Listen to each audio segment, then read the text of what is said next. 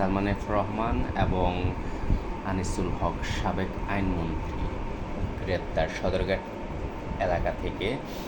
তারা আত্মগোপন করার জন্য সদরঘাট এলাকা দিয়ে কোথাও যাচ্ছিলেন, ঠিক সেই সময় তাদেরকে আটক করা হয়।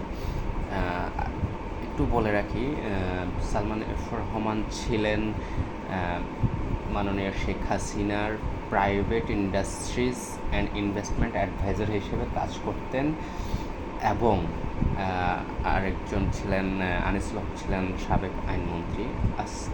তাদেরকে আটক করার পর তাদের নামে মামলা দায়ের করা হয়।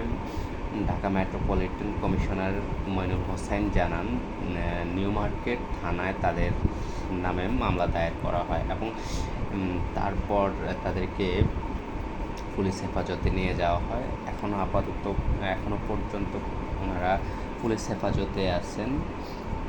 খুব সম্ভবত ডিবি কার্যালয়ে তাদেরকে নিয়ে রাখা হবে, দেন সেখান থেকে হয়তো জিজ্ঞাসাবাদ করে তাদেরকে যে আইনানুগ ব্যবস্থা নেওয়া দরকার সেটি নেওয়া হবে।